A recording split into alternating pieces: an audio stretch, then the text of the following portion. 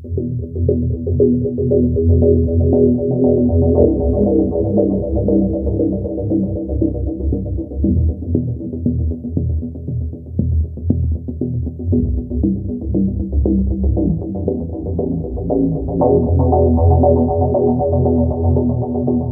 ने गमला चुरा लिया, एलविश यादव ने वो कर लिया, एलविश यादव की गाड़ी है भाई। दुनिया को पता है मेरे पे कौन सी गाड़ी है भाई। ये लेके चल रहे हैं हम, एक फॉर्च्यूनर, ये मेरी वाली ना, ये तो दूसरी लेजेंडर, ये मेरी वाली लेजेंडर, एक और फॉर्च्यूनर और एक अपनी कार्निवल और भी, और एक अज्जू भाई वाली फॉर्च्यूनर। कितनी होगी? 1 2 3 4 5 फॉर्च्यूनर, एक कार्निवल। नमस्कार साथियों, जय सनातन। स्वागत है आप सभी का अपने यूट्यूब चैनल आशुतोष थॉट्स के अंदर, जहां हम बात करते हैं सत्य सनातन की और हमारे हिंदुत्व इतिहास की। आज का जो वीडियो है पूरी तरह से एलविश यादव को डेडिकेटेड है। अब जिनको नहीं पता है, ऐसे तो होगा नहीं, लेकिन फिर भी अगर आप लोग को नहीं पता है कि एलविश यादव कौन है, तो आप लोग को बता दो कि एलविश यादव आपके भाई का भाई है, यानी कि मेरा दोस्त है। चलो ये बात हटाते हैं, लेकिन एलविश यादव वही बंदा है जिसने टिकटॉक की बैंड बजा के रखी थी। स्वरा भास्कर का असली चेहरा पहली बार जिसने सामने लाया वो एलविश यादव था।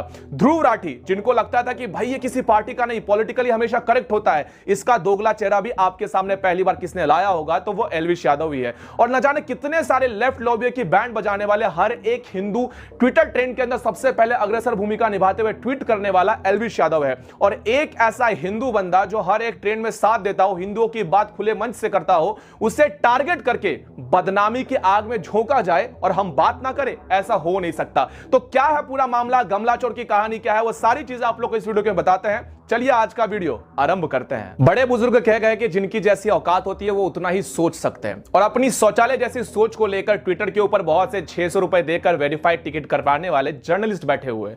और अपने आप को न्यूट्रल कहने वाले जर्नलिस्ट यहां पर मार खा जाते हैं, क्योंकि जब बात आती है हिंदुओं की, और खास करके थोड़ा सा भी अगर झुकाव बीजेपी की तरफ हुआ तो भाई आपकी खटिया खड़ी कर देंगे। फिर चाहे मामला झूठ हो, लेकिन हम तो न्यूज चलवाएंगे ही, हम तो ट्वीट करेंगे ही। और ऐसा ही ट्वीट कल रात से किया जा रहा है। और ट्वीट के अंदर क्या किया जा रहा है, तो ट्वीट के अंदर एलविश यादव ने गमला चुरा लिया। करोड़ों के घर में रहने वाला, लाखों की गाड़ियों में घूमने वाला, आप लोग को लगता है कि वो रास्तों के ऊपर से गमला चुराएगा? मतलब इल्जाम लगाना है तो ढंग का लगाओ, जिसे सुनने के बाद थोड़ा सा तो सीरियस हो जाए। लगा भी रहे हो तो टुच्चे जैसा। मतलब आजकल ऐसा हाल हो गया कि अगर आप लोग गलती से हिंदू वाले इन्फ्लुएंसर्स हो और आप लोग रास्ते पे ठेस भी लग जाए, तो आप लोग को यहां पर क्या न्यूज सुनने मिलेगा। ये देखो, ये हिंदू इन्फ्लुएंसर है, वीडियो बनाता है, रास्तों के ऊपर बैठे हुए पत्थर को लात मारकर चलता है। मतलब कितना ज्यादा गिरा हुआ मानसिकता का इंसान है, समझ रहे हो। बस यही हाल हो गया। अब मामला कुछ यूं अगर समझना ना जाऊं तो सीधी सिंपल सी बात है कि एलविश यादव किसी अपने कार में बैठे हुए थे जिसका नंबर था 006। वो किसी अपने मीटअप पे उसने कार का यूज किया होगा, सनरूफ था, उसने अपने मुंह से बताया,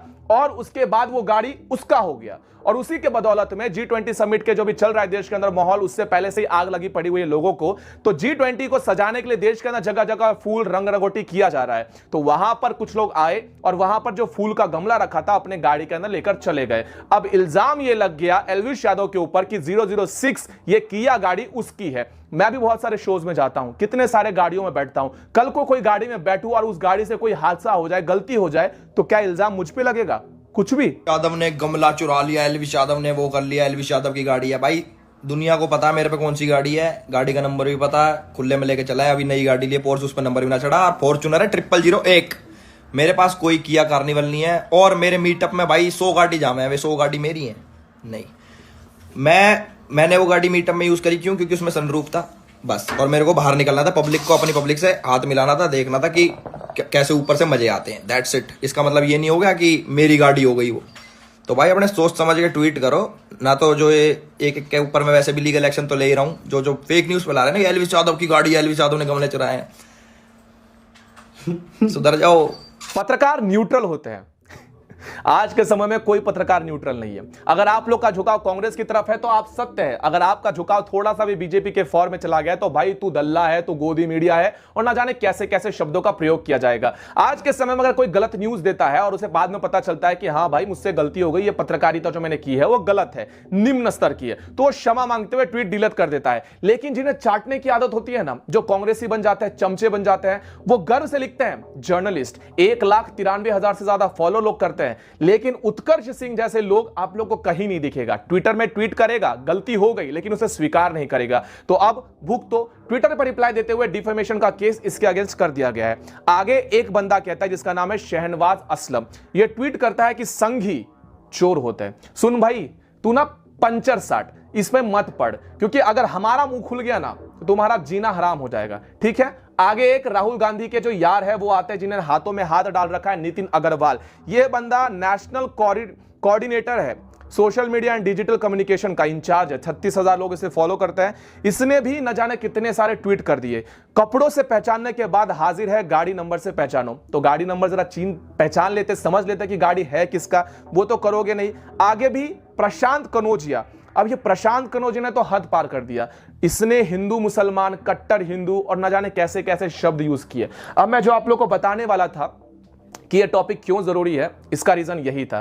प्रशांत कनौजिया ने जानबूझ के यहां पर कट्टर हिंदू मुस्लिम के डायलॉग लेने पड़े, ऐसा ऐसा बात किया। अब मैं आप लोग को समझाऊं कि एक हिंदू इन्फ्लुएंसर को इस तरह से घेर कर न जाने सैकड़ों ट्वीट एक साथ किए जा रहे थे, उसका मोटिवेशन या उसका मोरालिटी डाउन किया जा रहा था। यह बताया जा रहा था कि अगर तू हिंदू है और राइट विंग के सपोर्ट में कुछ करता है, और खास करके अगर तेरी गाड़ी पे चलते चलते अगर बीजेपी का फ्लैग है, तो भाई तू तो खत्म। इस देश के अंदर अगर कांग्रेस का सपोर्ट करो सब कुछ ठीक है, आम आदमी सपोर्ट करो सब कुछ ठीक है। 8 साल में अगर आपके 8 मंत्री भ्रष्टाचार के आरोप में गायब हो गए, वो भी ठीक है।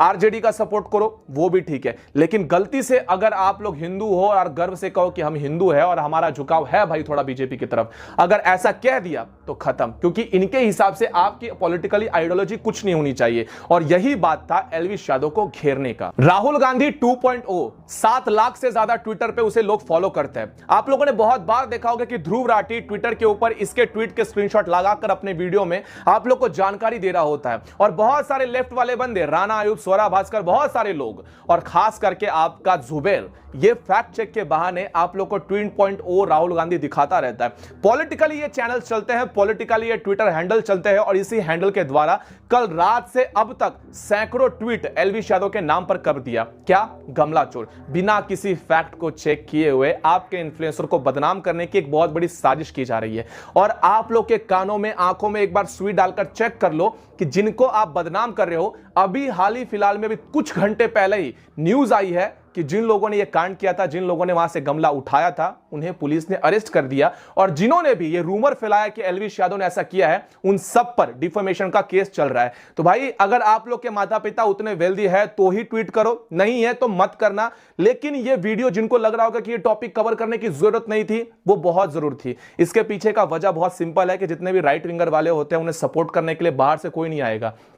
ठीक है, हमारे फॉलोअर्स से हमारी ताकत है, हमारे सब्सक्राइबर से हमारी ताकत है, और आप हमें पहचानते हो, वही हमारी पहचान है। लेकिन आपकी नजरों में एक बार हमें गिरा दिया गया तो उठना असंभव सा हो जाता है। सबसे पहले अपनी नजर में उठना पड़ता है। इसीलिए राइट विंगर वालों को जानबूझ के उनकी मोरालिटी को, उनके आत्मविश्वास को तोड़ा जाता है। लेकिन एलविश यादव के आत्मविश्वास को तुम तोड़ पाओ, उतनी तुम्हारी औकात नहीं। आज एलविश यादव था, कल कोई और होगा, कल परसों सम्राट भाई होगा, उसके बाद मैं रहूंगा, कभी इंजीनियर रिवील होगा, कभी दुर्गेश होगा, तो कभी कोई और होगा। तो लाइन के साथ हिंदुओं को टारगेट करना इनकी एक स्ट्रैटेजी है जो बार बार नाकाम होती रहती है। तो आप लोगों से बस इतना ही कहेंगे कि गमला चोर हो या कुछ भी हो, अगर आप लोग को सत्य जानना है तो पहले सत्य जानो, उसके बाद ही अपने इन्फ्लुएंसर पर आकर उंगली उठाओ।